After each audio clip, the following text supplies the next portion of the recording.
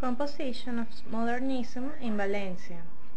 In the next composition you will enjoy a lot of interesting information about modernism in Valencia. With the information given by other students and with my own research, I did a composition that talks about the characteristics of modernism architecture in Valencia through its buildings, houses and architects. These are the buildings that I'm going to check to obtain the main characteristics of modernism in Valencia. Buildings 7 and 8, the post office, the Xapa House, the City Hall, the Tatay House, the Fontaine Place House, apartment buildings 9 and 10, the North Railroad Station, the House of the Swallows, the Dragon House, apartment building 2, the Porchettes, the Ferrer House, apartment building 11, the Colon Market, apartment buildings 5 and 6, the Sancho House and Cabañal houses.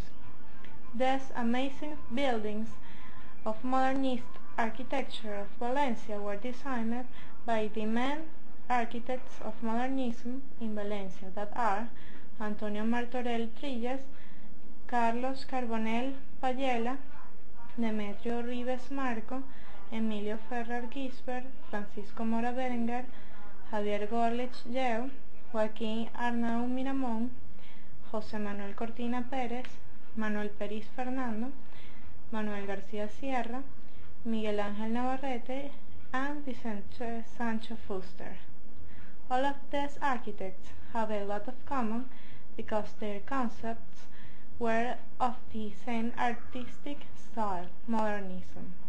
Thus, we can see in their works similar characteristics like the use of very colorful animals forms that reflect community awareness with respect to nature. For example, in Dragon House, we can see how the architect used dragon sculptures on the facade to make it more interesting. The use of these complex forms as decorative elements were used not only like learned elements, but giving to the building a personality that shows people's life. Also, we can see that some of these decorative elements were taken from other styles like Renaissance, Baroque, Gothic, Greek, Roman, and other architecture styles. Some of these elements were handrails, salients, balconies, sculptures, pillars, and so on. These elements were not used literally, but as a subjective interpretation of each artist, giving buildings a unique personality. The repetition of these elements gave to the facade buildings beautiful compositions with a lot of freedom, creating relationships between these buildings and their context. Other common characteristics that we can see is the fact that most of modernist architects changed the concept of house, like a horizontal one, to the concept of a vertical building. This new concept reflected better the new people's life that modernists brought, according to the concept of city and metropolis.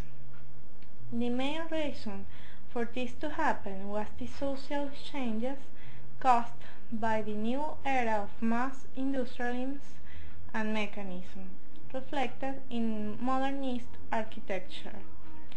From these buildings, my favorite one is the City Hall, because it seems like a castle and has a lot of elements from other styles mixed in one piece of art. I liked very much the fact that this building is totally open to a big square and it is the principal attraction of the view square. I liked the great windows with the arches above that seem like a Roman bridge, and it is very interesting that almost all windows are different. Also, it is beautiful how the architect took elements from Greek architecture and used them in the towers, making them like Greek temples. The handrails on top enhance the building's outline because they have a lot of sculpture treatment that make them beautiful, showy and complex. Also, the pinnacles above of the building perfectly represents the spirit of Modernism epoch because it used a lot of elements without a real relationship and made a wonderful piece of art that showed us how the creative mind of human beings could make things apparently for the time impossible. For example, in old times we never could dream of the great size of these buildings, in contrast with people below. Finally, I think that Modernism was a very important style in its epoch.